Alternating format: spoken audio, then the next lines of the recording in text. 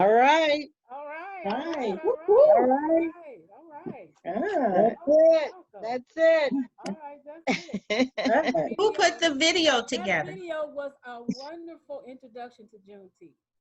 And we here at the Acting Workshop are an up and coming theatrical group. And based on the South Side, we so enjoy doing live events and productions and workshops in our community. And we had a lot bookings this summer, but of course, because of the pandemic, we couldn't do them. But Juneteenth was always on our main list. And I just want to introduce you to our writer and director of this project, Ms. Charlene Cook Roberts. Take it away, Ms. Roberts. Going to be a little discussion about Juneteenth. Okay. Okay. Hi, everybody. Hi. First of all, this was definitely a group project. One piece couldn't fit without the other piece. I mean, everybody, oh my goodness. Miss Sherry playing the part of a woman whose child was being taken from her. Um, to the voices behind the dark scene. Just wanting to promote the thinking because slavery was so long ago, and because we have spent many years trying to bury it, trying to put chocolate icing over it. You know, it's there, it happened, but yeah, it was so long ago type mentality. But for such a time as now, yeah, just pulling the curtain back, and I definitely was wanting to expose the slavery, the worst of it, because that's what it was to those who lived through it. So yeah, this definitely, I'm very encouraged. A lot didn't get said, but our time is limited. But yeah, just wanting to bring this out for such a time as this. Um, Truly, I really believe, and I'm trying to be really brief. I believe that there's some great grandparents turning over in their graves right now at all that is going on now. But I believe possibly that they're turning over in their graves saying, stay in it. See this through. We don't have to go back to the old status quo. So Juneteenth, even though it's just a day and it's been thrown around for years, but never really getting traction until now. And it's right. It is right. So yeah, I'll open it up to questions. Any questions? I have a question. With the things that are going on to now, how did it influence you when you started working on this project? I mean, exactly when did you start working on it? Okay. Well, this was put out for us to consider actually before the COVID and the madness, that is the world today. Um, and even at that time, for myself, doing a little research on Juneteenth, and it's always, this is a project that's dear to my heart, um, because of my my people's plight has always been dear to my heart. Maybe because I came up in the 70s, I don't know. Maybe because I saw my father go through tremendous hardships after having a tragic accident at work, and then being mistreated. So yeah, it's a tender spot for me. So even before the eruption, because that's what I'm calling this. This is an eruption that we see today among our people. And not only our people, this is throughout the world. Throughout the world, people are saying no more, no more. And it's sad that in America, we're the ones that are having trouble with grasping the magnitude of this time. And I think it may be because America, for us to grab hold to this, it's got to be some apologies going. And to apologize means to admit there was a severe wrong that happened. And it still is, it's been in the air for hundreds of years. This is not something that just happened in the 60s where people became aware. We've always been aware. So, yeah, a lot was going on inside of me during the writing of this. Anyway, yeah. One thing I'd like to say is you had mentioned that, it was long ago and, it's hard for people to acknowledge it, but it isn't long ago. No, I'm looking at pictures of my grandmother. this Can people hear me? some backbeat. Can people hear me? Yes. Yes. I can hear you. I'm sitting here looking at pictures of my grandmother who's dressed in mutton chops and the rest. Her father was a slave. It wasn't that long ago. That's right. In my family and in people of my age, there's a direct link there. And my daughter is a family historian, and she has pictures of the slaves, my grandfather among them, and all those people who, some fled. My grandfather, my great-grandfather, was illiterate, but he was part of the Underground Railroad. He was a pig farmer, and he hid people that way. And when freedom came, he hated his master so much, he took the name of the town. He wouldn't take his master's name. And I think if you talk to older people, there is a close, direct link to that. Because if you think about it, for my older relatives who died, they knew him, and I think part of it is age and part of it is this country. We tend to wipe out our history, not just our Black history, all of our history. And so we have this worship of youth, and that means we lose a lot of things.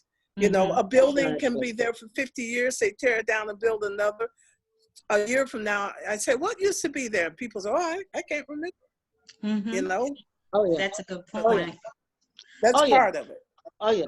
Yeah, I totally agree with you, Ms. Paulette. Yeah, that's what I meant when I said, when I spoke about it being long ago. It's because that's how we've relegated it to be long ago. But to many of us, it's just as fresh in our minds. We've lived out the excess of slavery, maybe not being physically bound, but mentally, emotionally. Even for myself, I get this mental picture of Harriet. She's still running. She would get to one part of the country and think she's free, and boom, they would take over there, and she had to keep running some more. Till today, Harriet is still running.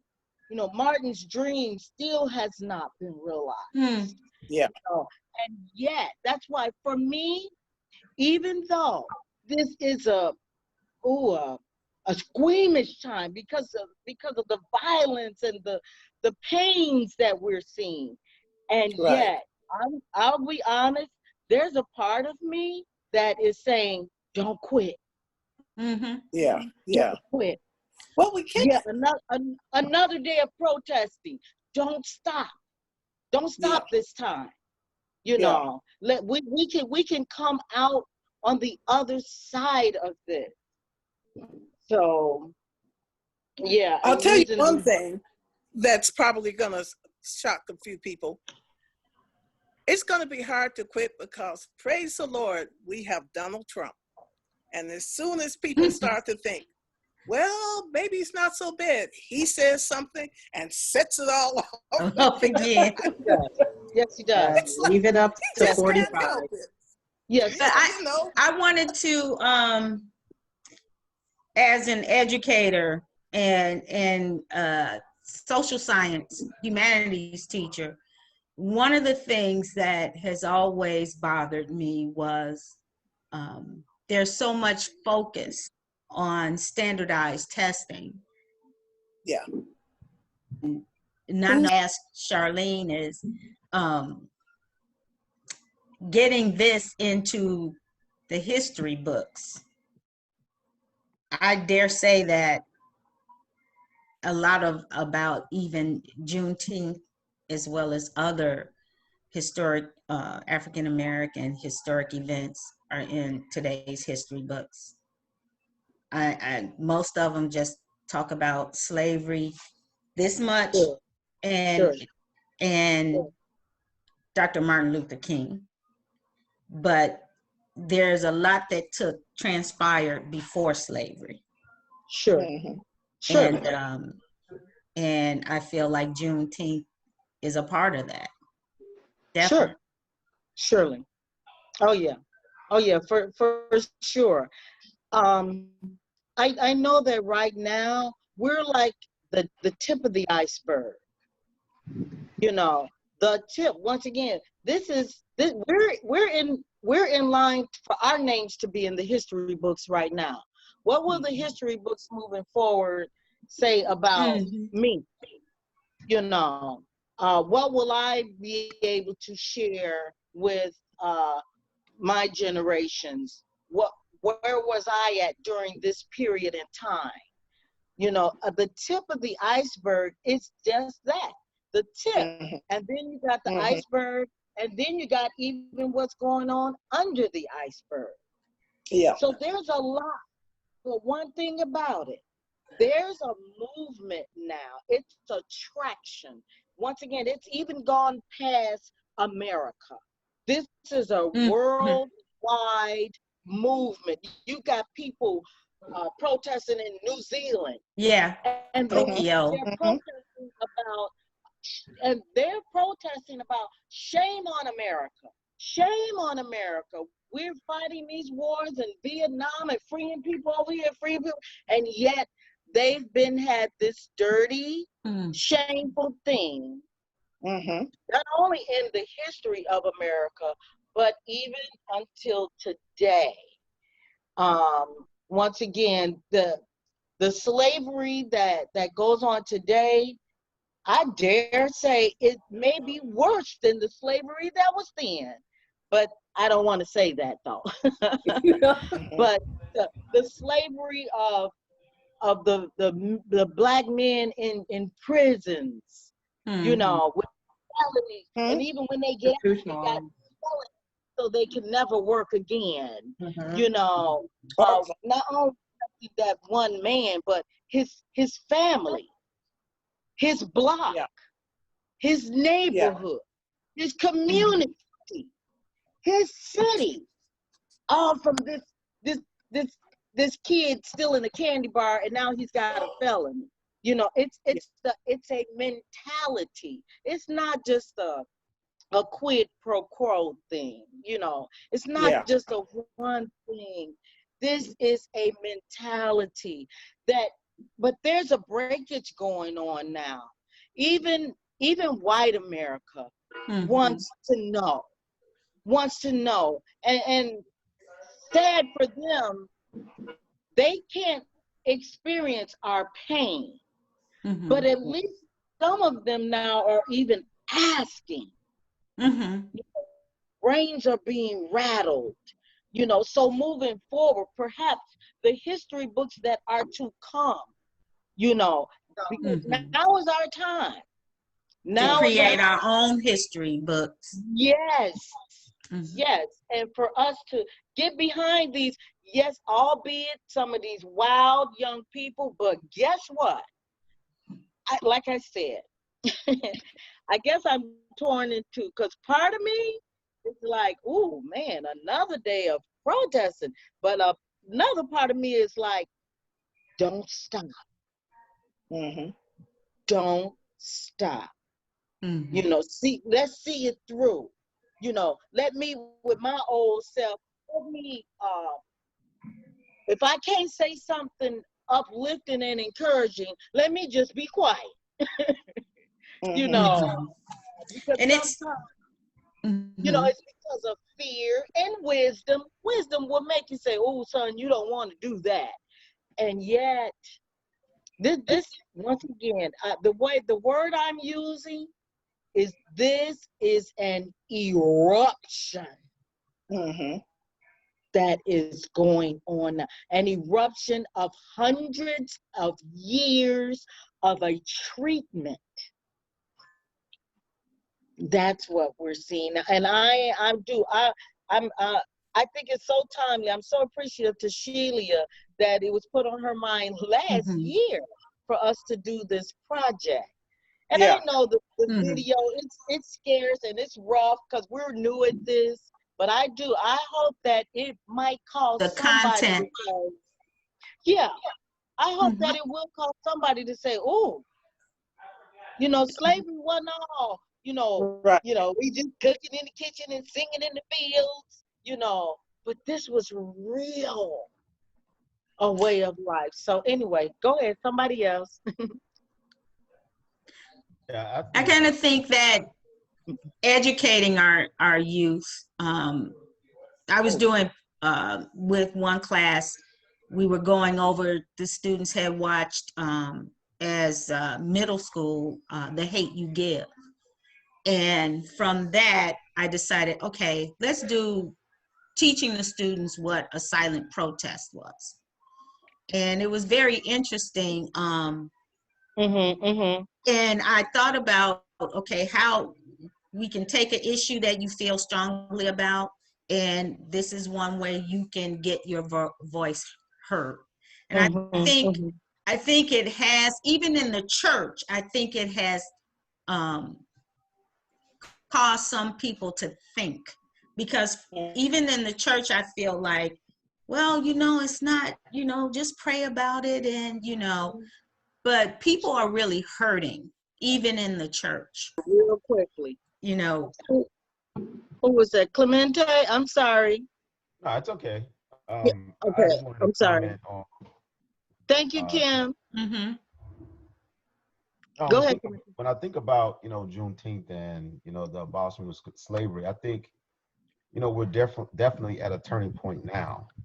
I mean, the fact that we're having these discussions and people are actually celebrating it, and companies are starting to make it a paid holiday. A lot of companies are starting to fall in line with making it a paid holiday. It's so interesting that over so many years, all we've ever known was the 4th of July. hmm That was a great time of celebration and fireworks and cookouts, and America won its independence. We felt like we was a part of America, and it's almost like, what Frederick Douglass said, what does this 4th of July mean to, the Black Negro? Yeah, um, yeah. and Juneteenth was never even discussed or mentioned. A lot of people don't even know the details of what it is. And even with Juneteenth, just not even 6 or 7 months after the abolishment of slavery, January 1865, they passed the 13th Amendment, Mm, meaning, although involuntary servitude and slavery was abolished, you still can be thrown right back in the middle right. if you were if you were found guilty of a crime. Yeah. So now Yep. you have this whole cycle of, here comes how we're going to do slavery in a different way. Here's how we're going Yeah. to get our free hmm labor by hmm Yeah. creating Yeah. laws and Yeah. having people be convicted of crimes and throw them right back into the free labor trade or Yeah. involuntary hmm Yeah. solitude. And then, in the 80s, you had the whole so-called war on drugs, and we're going to hmm go into the inner cities, and we're going to, give people 20 and 30 years for nonviolent crimes, or, you Yes. were frisked and you had 2 reefer joints on you. You're going to do 20 Yeah. years Right. lot of Yeah. men were taken from their homes for things like that. Not Yeah. being drug dealers, but just drug users. Yes. So Mhm. and it just led to this domino effect of systemic Mhm. things that were set up to somehow Mhm. continue to have that oppression there. Mhm. It's, And yeah. I think we're definitely at a turning point now to where, you know, Yes. people are willing to listen now that I think the house is on fire. Yeah. I participated in a protest not too long ago here Mhm. in Bronzeville, over 5,000 people. And again, just like Charlene, you mentioned, there are a lot of non-blacks out there, Mhm. and Mhm. things Oh like yeah. that. And, you know, not so much that we're heralding, you know, George Floyd as our hero, Right. Right. Right. the name of today, just like Michael Brown, just like Breonna Taylor and all these other folks before him, That's and right. those who could possibly be the name of today after him. Right. That's I think, again, this was the straw that broke the camel's back. And I think, you know, there's yes. a big Mhm. march on Washington being planned at the end of August, and folks are gearing up to be there. And yeah, so Yeah. I think Yeah. it's come a long ways. And even, Yes. you know, my Yes. parents grew up in the South, and my Mhm. mom still, she was the second youngest of 12 children, and she still speaks of when they actually worked on Mhm. so-and-so's plantation, you know, Oh yeah. obviously some folks took their freedom, others stayed, became Oh, yeah. employees, that type of thing. And my mom and some of her siblings weren't allowed, well, they wasn't able to get an education because they had to stay home and Right. earn Mhm. money for the family, those types of things. Mhm. Right. Right. Right. Right. So yeah, it's That's right. not that long ago, and those connections are still Oh, there. that's right. Um, Mhm. but you know, I Yeah. don't know. I think we're making progress. I think, you know, we're at a huge turning point. Yes. I'm all for, a lot of folks talked about how it was a mistake for us to want to integrate and, integrate and not have our own. I wouldn't necessarily say that. I would say, in my opinion, the mistake was not establishing ourselves Mm-hmm. or integrating and saying, Mm-hmm. we're going to establish our community. I mean, you had Black Wall Street, obviously, we know what happened with that. But Yes. establishing ourselves and saying, now let's integrate, because here's what we are and what we have and what we can somehow add to the mix of this so-called America. And I think a lot of, I don't want to, a lot of America said, no, you haven't established yourselves. You just want to integrate to benefit off of what we built.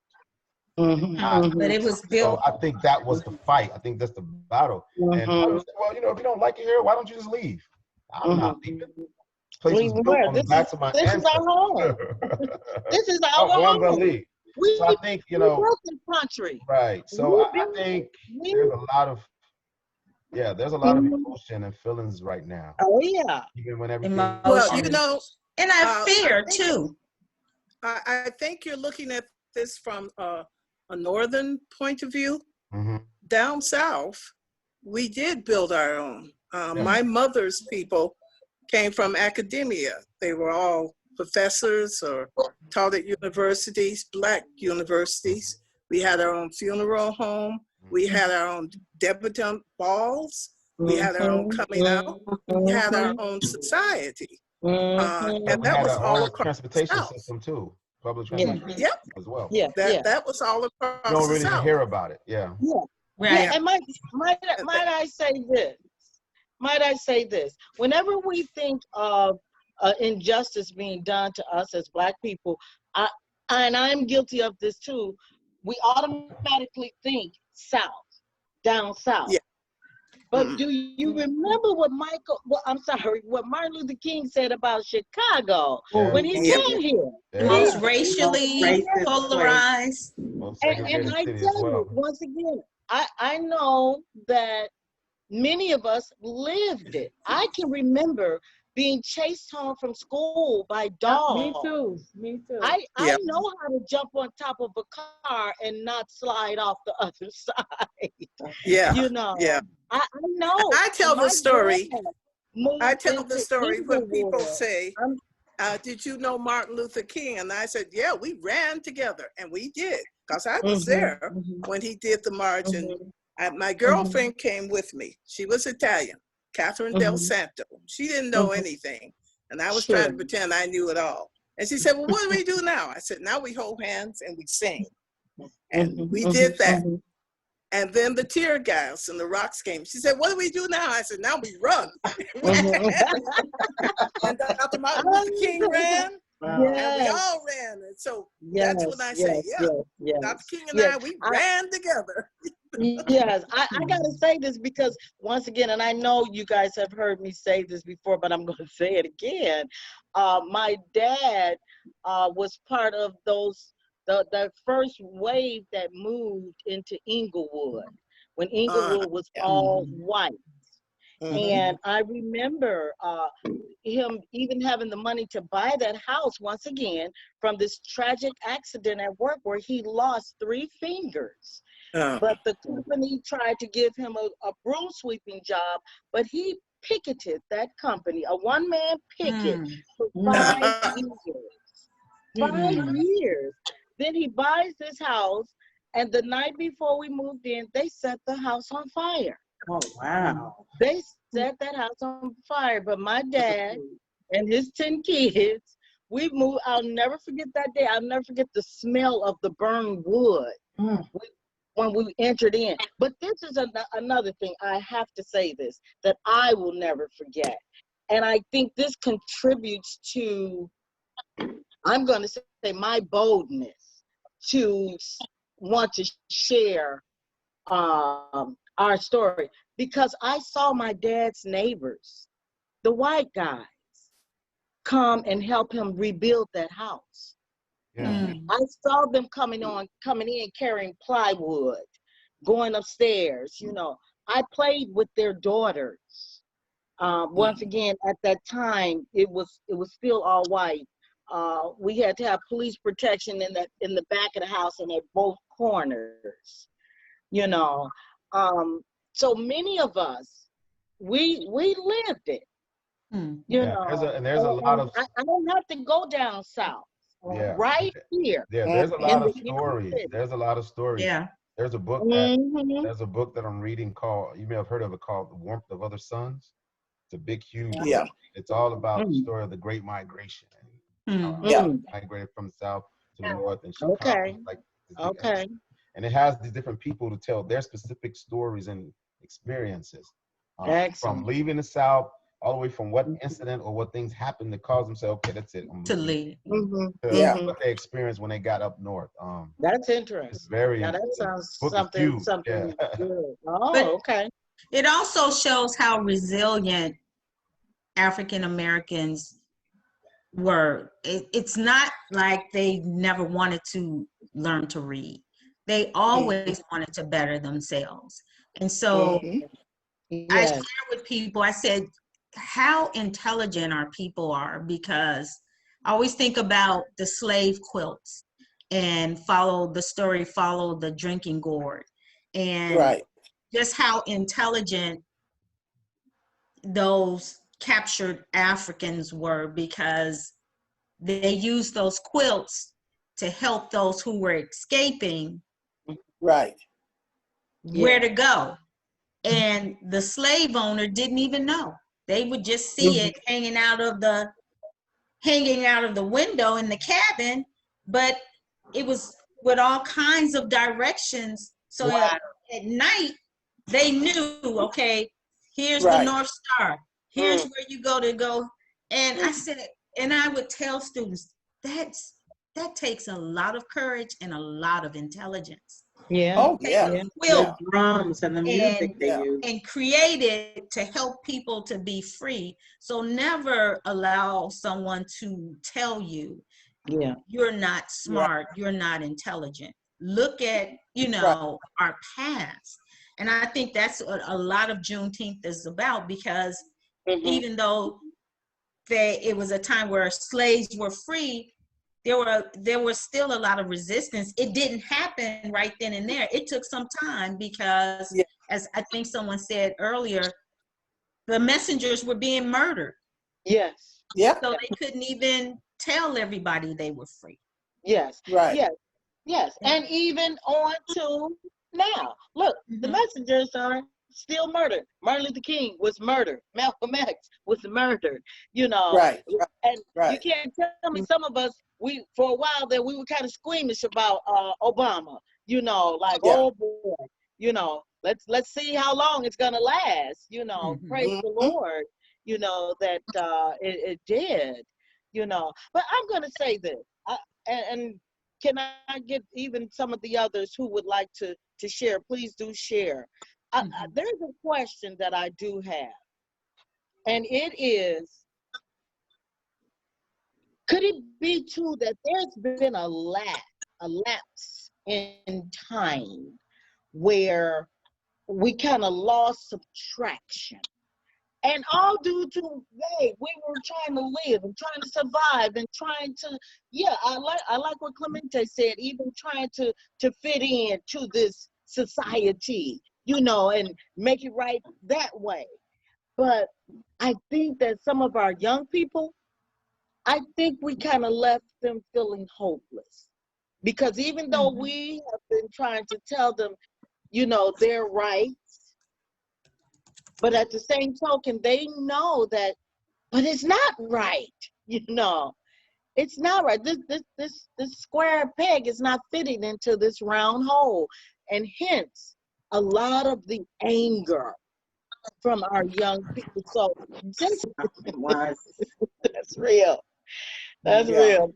Thank you, Miss Paulette. Miss Vicky, are you back on? Yeah, Okay. yeah, yeah, yeah. Okay. I just, to go back to your question, I think that, you know, just coming up, I think that we kind of had the civil rights movement, and you know, Black people can stand. You know, we can stand for ourselves, and then we got distracted with just the drugs and consumerism. And so I feel like that I'm the first generation of people just getting caught up in consumerism, and then there's a divide, and then you're told that, you know, let's move from Black neighborhoods because you know you're hanging around the thugs, and then there's, you know, drugs being introduced into the community widespread, and so I think, and then there comes the second generation. And then I think that when Obama was office, I think that during this last campaign, I think Bernie Sanders was the first candidate that wrapped his hands around the youth and made them realize to see the importance of just being aware. And I think that I really appreciate Bernie Sanders for that. And because it made me sit back and think, it made me, I think one of the Parkland students stood up there, and it was funny that she said this, and she said that, you know, parents failed us. And it made me think about how, when you get caught up in consumerism, you get caught up in debt, you get caught up in drugs and things like that, and you know, there's distance in the family, and it really took its toll. I think now that it's changing, but for parents and grandparents our age, you know, we've got to see that we got caught up in that. Okay. You know, trying to live a better life instead of, and it's all good and it's all fine, but we still got caught up in a lot of things slipped past us. We let rules that should have been challenged past us. People started monopolizing their stress over debt, stress over other things. And so we forgot that we are the people. And so, and I have to break myself of this mindset that the man is the people, and that I don't have a voice and I don't have to say, I have a say. I have to get my mindset out of that, because we as as the people have allowed that to happen, even from increasing tickets to people telling us how to buy a home, and things like that. We have, and it's not only Black people, but it's all across the board. So, just as you're saying, so are you saying, yeah, you're sort of like in agreement that it's not such a bad idea to think that we would want to apologize to some of our young people, continue to be as they were, even at the risk of hurting someone's feelings and things like that, So, yeah. I hear you, Ms. Susie. So we have about 10 more minutes and start wrapping up. Okay. Anyone else want to contribute to the conversation? Perhaps talk a little bit about how it's affecting you personally, or about the arts in any way. How you dealing with the acting workshop, perhaps? Oh, are you saying this directing it to me? So everyone. To everyone? Okay. Well, I'll go out there first, and I will just say this real quickly. I'm loving the Actors Workshop. It is definitely a powerful tool. It's a wonderful thing in my life right now. Just even being able to expound and to let our imagination soar. There's a lot that can be done through the Actors Workshop, and I'm hoping, Ms. Shelia, that you will continue to get us, like you had us over in Inglewood and the different places where you had us. So yeah, I love it. Okay, I'd like to say something about Shelia. This has been really great for me. I was a part of 1619, and we had to stop because of COVID. And I was saying to myself, what am I going to do? And so then I talked to Shelia, a while back. I said, Shelia, I'm going to join your group. And then when this happened, it just turned out to be just great to be a part of this. So Shelia, because of this, and because your minds are coming up with, okay, then we'll just do workshops and we'll do it, online, and this all worked out. I mean, it's just awesome idea, Sheila. Yeah. I mean, we get a chance to, act. Yeah. Well, we had a plan, and we had bookings, and we were going to go into the community and do the plan. And so I said, well, we're going to still do the plan. Yeah. Somehow, some way, we're going to do the plan. And Juneteenth was first on our list. So we all work together. We'll come up with ways to make it work, and also to have fun and to bring the community in. So anybody else?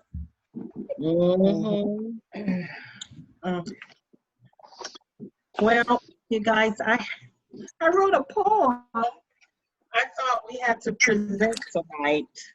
Oh, cool. So while I was doing my work, I just wrote a poem about this day. You wrote a poem about Juneteenth? Yes. Oh, okay. Great. Okay. Great. Today we commemorate June 19th, 1865, a date that historians hardly even describe. Today, 155 years later, a killing of George Floyd, and the events hurts our soul even greater. We're reminded that we need to continue to move as a nation during riot and demonstrations. We all seem finish it, but Still working on it. Yeah, Okay. that's good. Yeah. Okay. Okay. it flowed better when I had Gwen. here. Yeah, So did you I'm want to here. say a little bit And something my phone about is running out of juice, the so arts, I've got it. arts now and how it's affecting the arts? Since Say again. I said, did you want to talk a little bit about the arts and how everything is affecting the arts? What's going on with the actors? What was it I just saw? I was watching, somebody mentioned, I don't know whether it was you or someone else. It was when I was watching Ted sing, and someone said something very good. They said that God brought this all together at a perfect time because there are no sports, there's nothing that will distract people. So now they have to see things because there's nothing else for them to do. And this is where the arts come in. A lot of the time when we're reaching out to people, we have to, we're in competition with, you know, the news, sports, entertainment. But I think now is the time when we can actually reach people and make them reevaluate what they're thinking and how they got to where they are thinking. So I think this sort of thing is wonderful. And I think it's going to be even better as we get better at letting people know that they can go online and see this. And that they will feel comfortable. I can watch this and nobody's going to judge me. I can watch it where I am. So I would like to see Actors Workshop and the rest of us to get better at getting the word out to watch us. And maybe Felicia can do that or other people. So that's all I have to say. Amen. Yeah. Amen. Yeah. Okay. Miss Charlene, you want to end it out and say, got anything else to say? End it Well, out. you know what? I'll just end it out with this one line. For such a time as this. Yeah. This is wonderful. We don't have to be overwhelmed because we can. We can sit and be paralyzed in fear and just even in our silence, but we don't have to do that. For such a time as this. And I love what you're saying, Miss Paulette.